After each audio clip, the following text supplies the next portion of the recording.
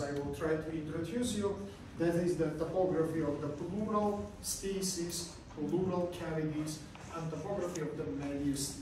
And as I said you last time, as you remember, inside of thoracic wall, you can see the skeleton of the thoracic wall, yeah? By the way, you can see that in skeleton of thoracic wall, we don't include it, not the clavicles and not the scapula. That is not the structures of the thoracic wall, that is structures of shoulder gilder. Asana paragrafska лекция. Все, добро.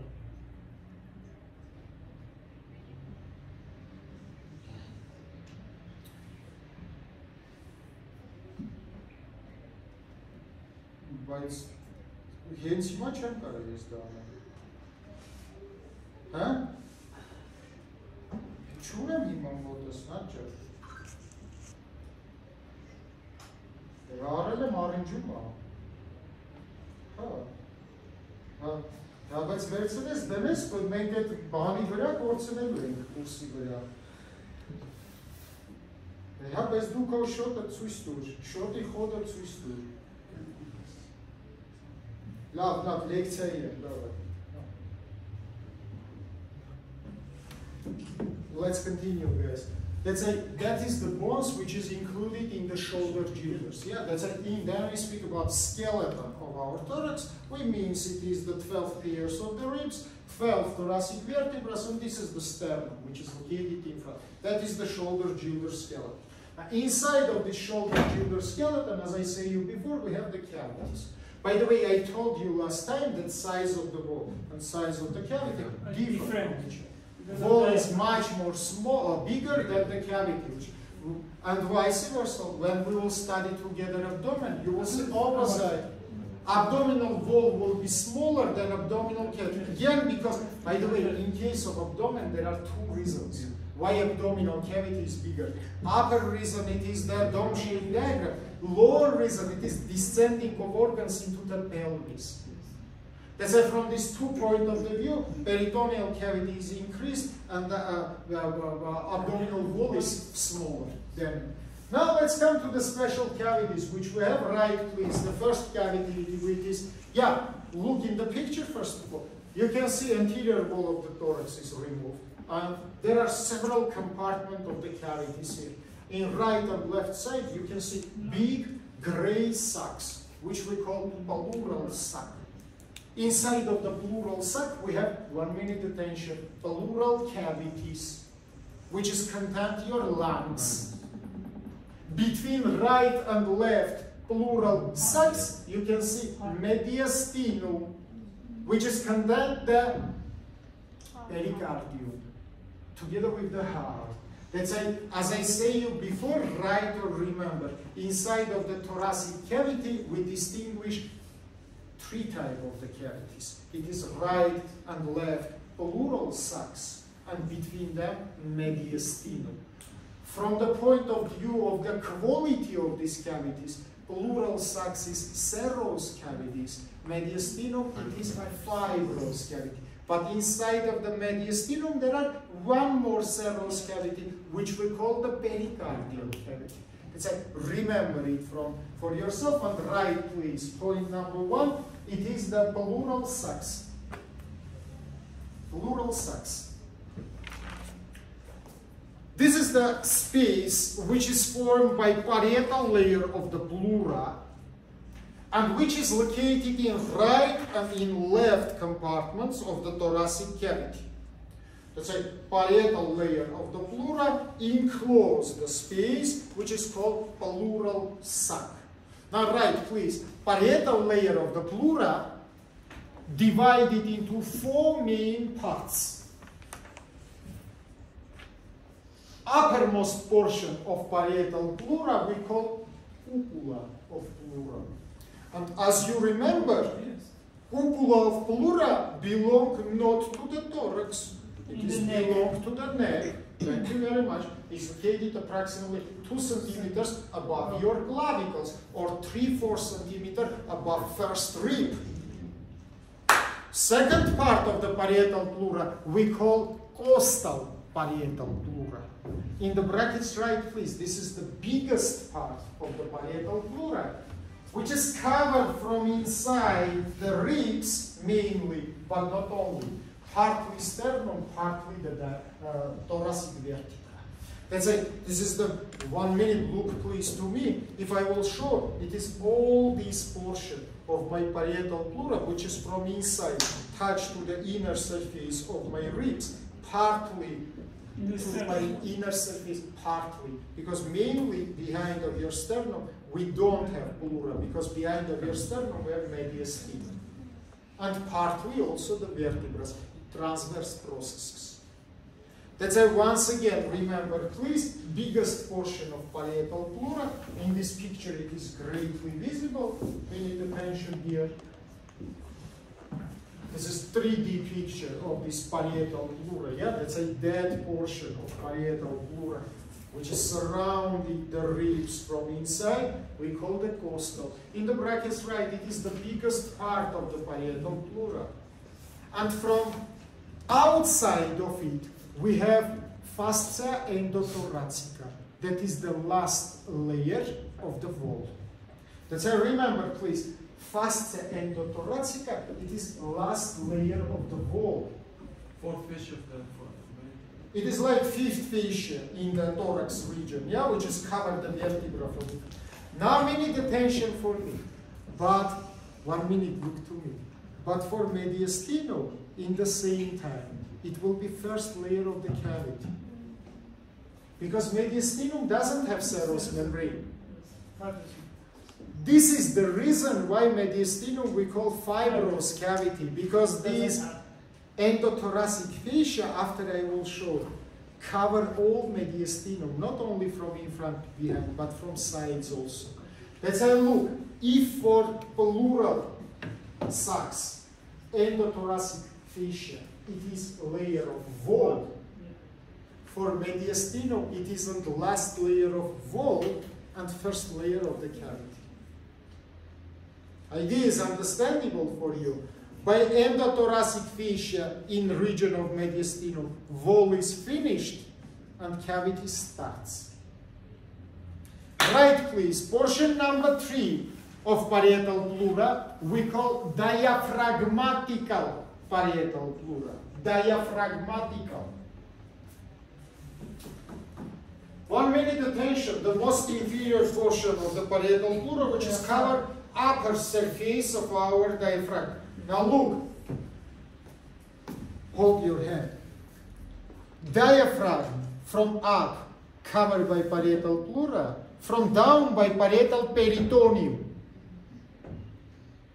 You understand me? Thank you very much. Observe. Let's say 2 serous membranes cover the diaphragm. Pleura from above, peritoneum from below. Idea is understandable for you. Let's say remember, please, the third part of the parietal pleura we call diaphragmatical part. Last, fourth part of parietal pleura we call mediastinum parietal pleura. Mediastinum. Now look to me. Unfortunately, picture doesn't normally show. We have 2 sacs. Between these 2 sacs, we have mediastinum. These my 2 hands, which is border this mediastinum from right and left, we call mediastinal pleura. But you don't imagine. You don't imagine. It's very simple. Look, 1 sac, second sac. You can ask me why this sac I broke. Heart is left. Heart, of course. And this is mediastinal pleura. You see, which is bordered this mediastinum from 2 sides. Now you have complete picture of all parts of parietal pleura. Cupula, costal pleura, diaphragmatical pleura, mediastinal pleura. But we need attention to me. Do you remember 2 minutes before I say that mediastinum, it is fibrous cavity. Let's say what is happening. This endothoracic fascia, which is cover mediastinum from in front and behind, gives the septus here. gives the septus which is covered this parietal pleura from inside. Do you understand me or not? It's so simple. Look, his right pleural sac, his left pleural sac. Distance between them, it is mediastinum. Our dear friends, it is endothoracic fascia, which is covered wall from inside. Now he and he gives the septus, which is covered these two our friends from two sides. And from all the sides separated this mediastinum. That's why mediastinum become to complete fibrous cavity. Because fascia gives the septus, which is covered this parietal pleura, mediastinum, in right and left side. You understand me? Let's say then we will discuss about mediastinum. We will say that mediastinum and from in front, and from behind, and from right, and from left, covered by endothoracic fascia. Let's say this is fibrous cavity. Idea is understandable. Now, right, very important topic.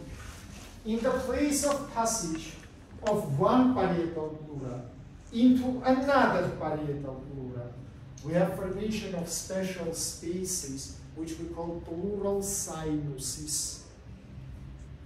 That's how I look.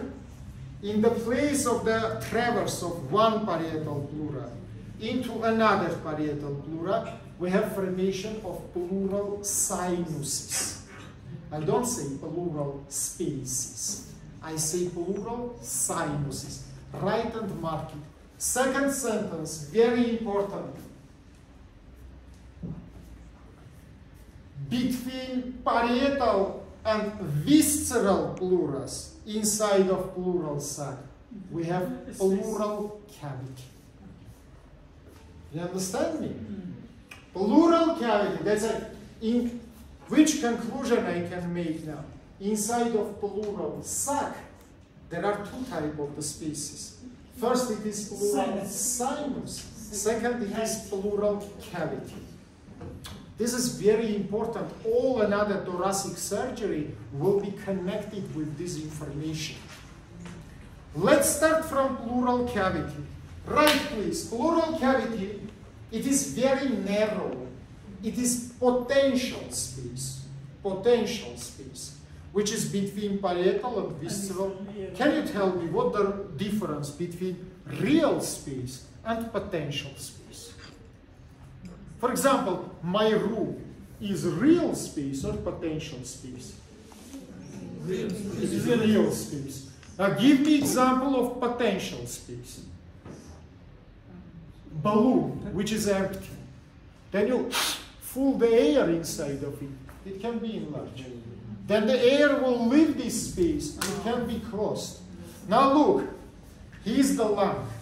His white cord, it is visceral pleura. I am the wall. My white cord, it is parietal pleura. During inhalation, he will be enlarged. Space between me and him will be decreased.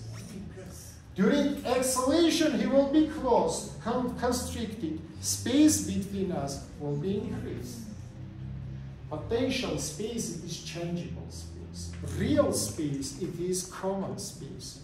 That's why remember, please, this pleural cavity, it is potential space. Normally, distance between parietal and visceral pleura not more than 1 to 2 millimeters.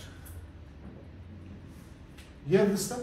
It can be absolutely close. If I will make now deep breathing, my parietal and visceral pleura can be touched to each other. During exhalation, again, space will be open. Right, please. Inside of the pleural cavity, we have small amount of serous liquid. Small amount of the serous liquid.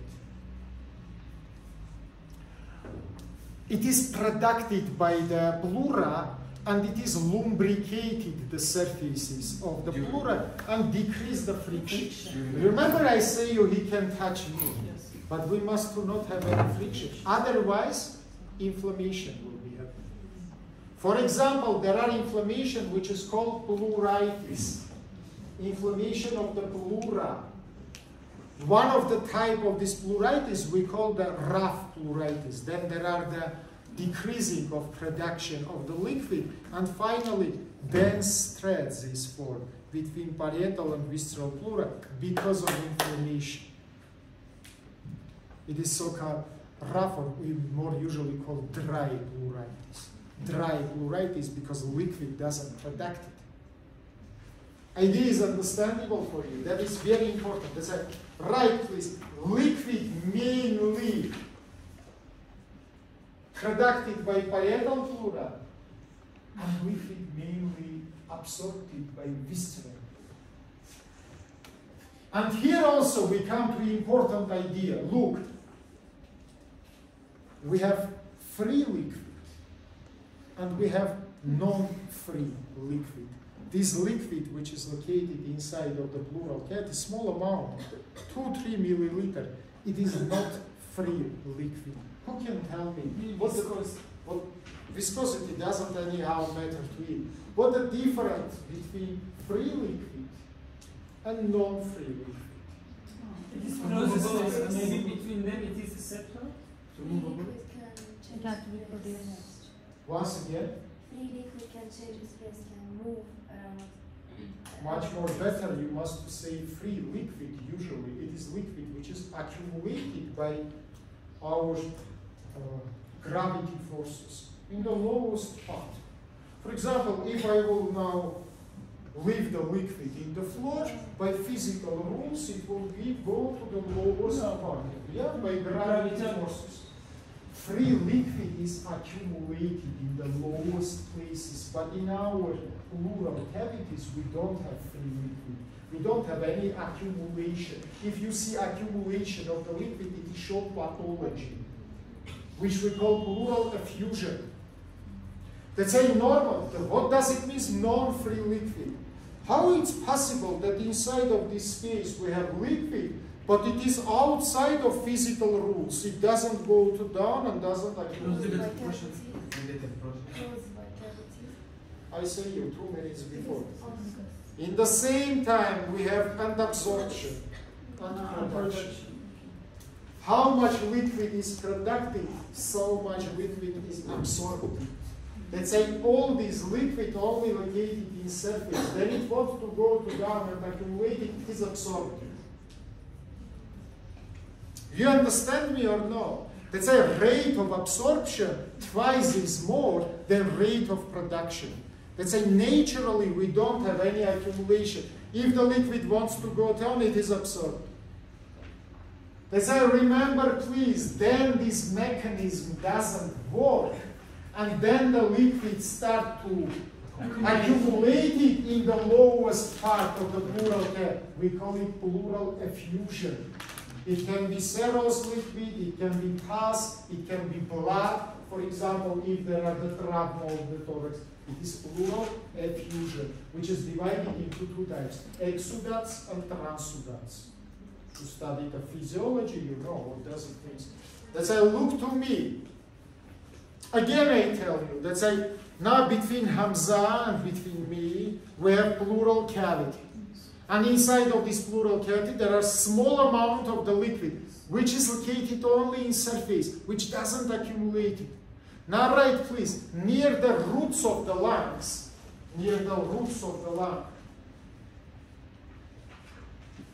parietal and visceral pleuras pass to each other. What does it mean? Now look everybody here. This is the lung. 1 minute, look to me. Near the root of the lung, parietal and visceral pleura pass to each other.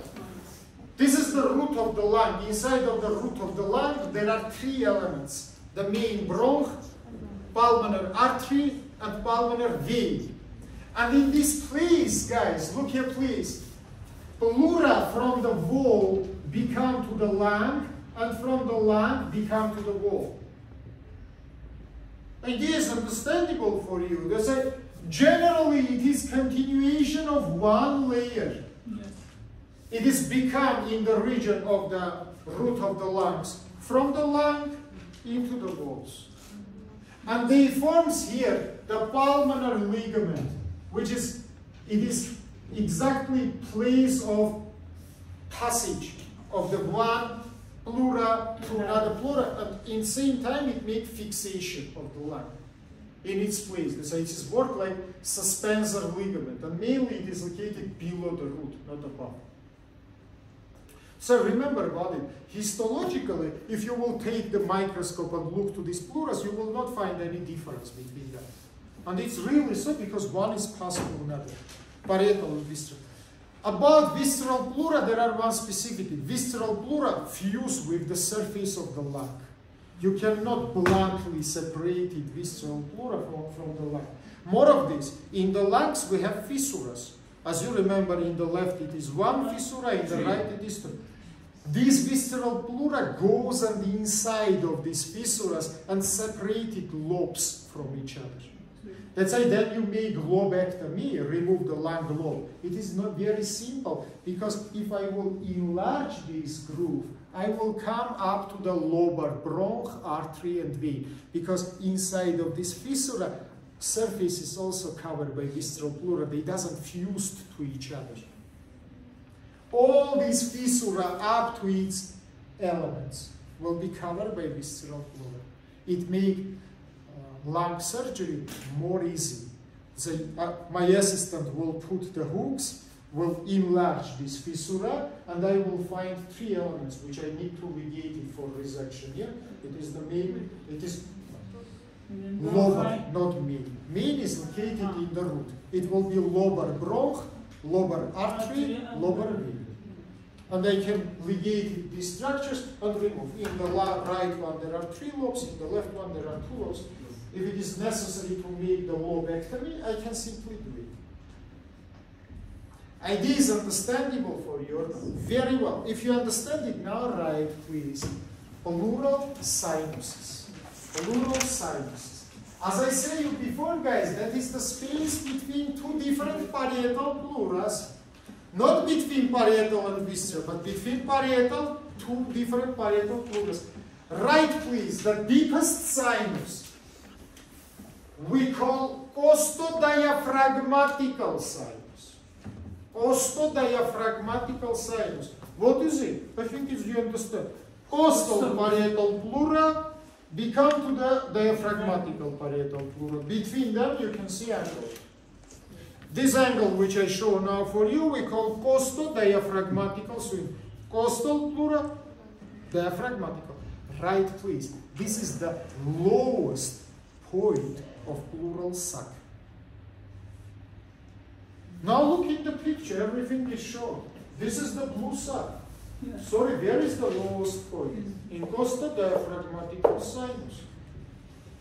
Let's say now we can make simple conclusion. If inside of pleural sac will be accumulation of the liquid, it will be here. By gravity forces, it will come to the lowest point, friends. Costodiaphragmatical sinus. This is show for you practical meaning of this sinus. This is the sinus which is widely used for punctures to remove the liquids. Let's say remember please, surgery if need to remove the liquid, working this sinus. Right to remember, biggest size of this sinus we measure by middle axillary line, approximately between middle axillary line and between the scapular lines here. The size of this sinus, look to me guys, 8-9 centimeters. 8-9 centimeters without lung. Because I say you, sinus doesn't contain the lung. Sinus, it is space between 2 parietal pleuras.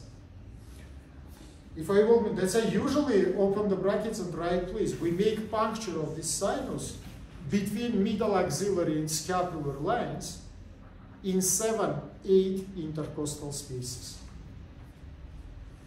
You find, you measure, yeah, you find the ribs, you come to 7, you come to 8 intercostal spaces. And from these 2 intercostal spaces, you can insert it the needle, don't worry, you will not damage the lung. Because lung is absent here. You understand me or not? What you can damage it? If you will longly insert the needle in right side, you can perforate it diaphragm and liver. Because here, under of your diaphragm, we will have liver. This is your diaphragm. In the left side, you can damage spleen. So but not the lung. Not the lung. Now listen me attentively. Even if I will try to do deepest inspiration, which is possible, lung will not completely occupy this space. Let's say sinuses we call reserve spaces. Right and marking. Sinus, it is reserve space. You can say to me, what does it mean reserve?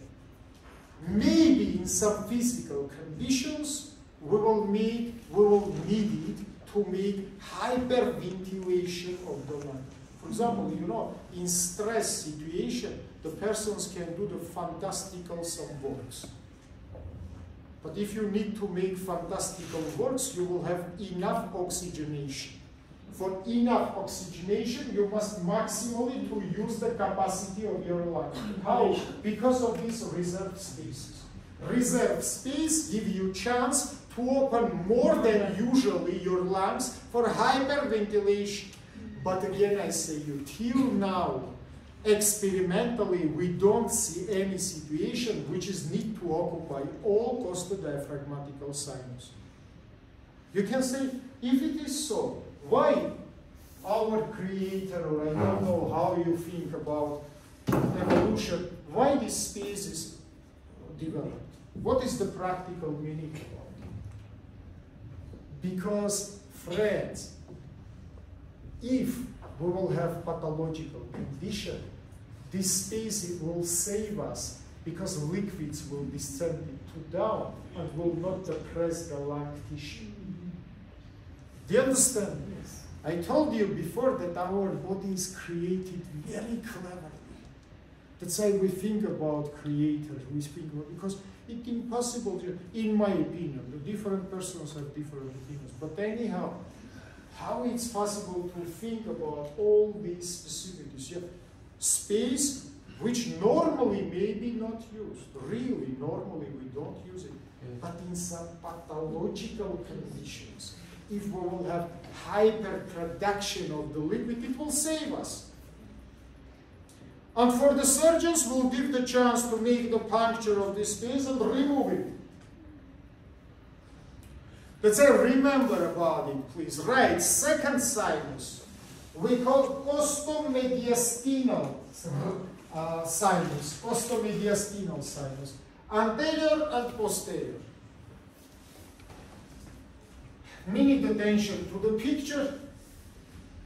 What is anterior and posterior? Look. Posteriorly costal become to the mediastinal. That is the sinus. Anteriorly costal become to mediastinal. This is the sinus. This is the sinuses which is located vertically, not horizontally. That's why they doesn't have any practical meaning for us.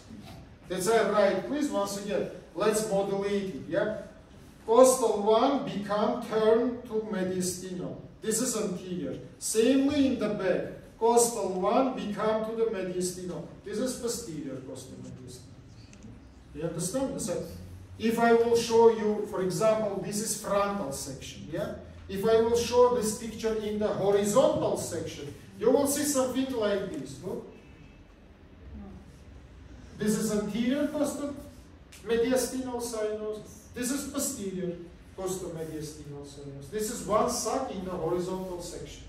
You look from up to down. You understand me or not? Right, please. Last sinus. Last sinus. We call mediastino-diaphragmatical sinus. Mediastino-diaphragmatical sinus. It's greatly visible in our picture. Look. Place of passage of the mediastinal pleura into the diaphragmatical pleura. Because it is not the lowest point of the pleura. It is also horizontal. But that is not the lowest. If the liquid will come here, mechanically it will descend it into the costodiaphragmatical. That's why practically this sinus, I mean surgically, this sinus also not important for us. Because we cannot have here any accumulation. Idea is understandable for you. Very well, let's continue. Now I want to introduce for you These borders. Write, please, the borders of the parietal pleura and anterior and posterior borders of the parietal pleura. Anterior and posterior borders of parietal, in the brackets, write, please, costal pleura. You can say me, why specially interior borders? Why not superior? Why not inferior? Why specially interior? I will say all borders for you. Why specially interior? Because anterior borders of costal pleura will show for you formation of mediastinum. Because what is the anterior? Right, please. Anterior border of the costal pleura, it is place of passage anteriorly of costal pleura to mediastinum. What is posterior border of costal pleura? Posterior place of passage of costal pleura to the mediastinum. What is superior border of the costal pleura? It is place of passage of costal pleura into cupula of pleura. What is inferior border of the costal pleura? It is place of passage of costal pleura into diaphragmatical pleura.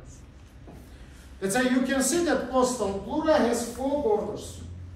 Superior, place of passage into the cupula. Anteriorly, place of passage to mediastinum. Posteriorly, place of passage. Inferior, it is place of passage to the diaphragm. You can ask me now, why we need to know anterior and posterior borders? Need attention to understand where is finished the pleural sac and where is start the mediastinum.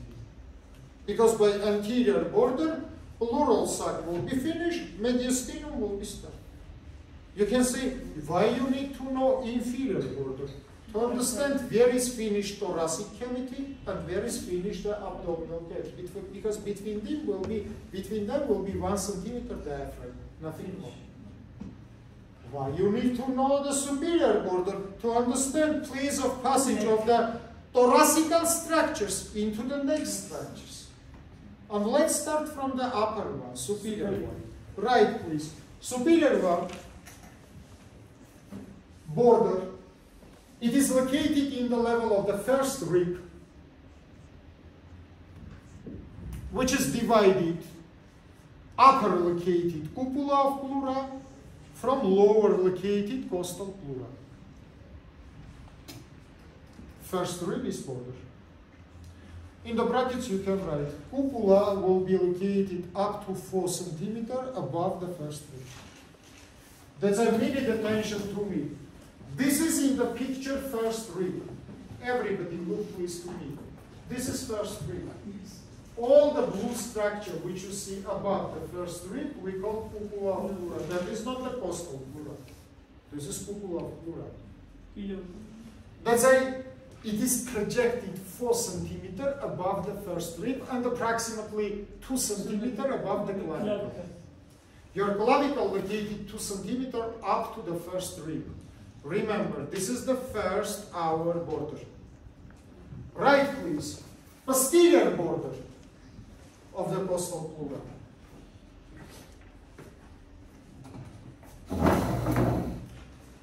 My 2 friends, please come to me if it is not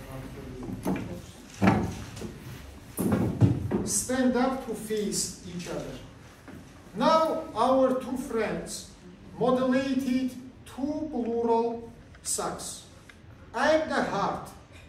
I am located between them, inside of the mediastinum. I want to describe now for you this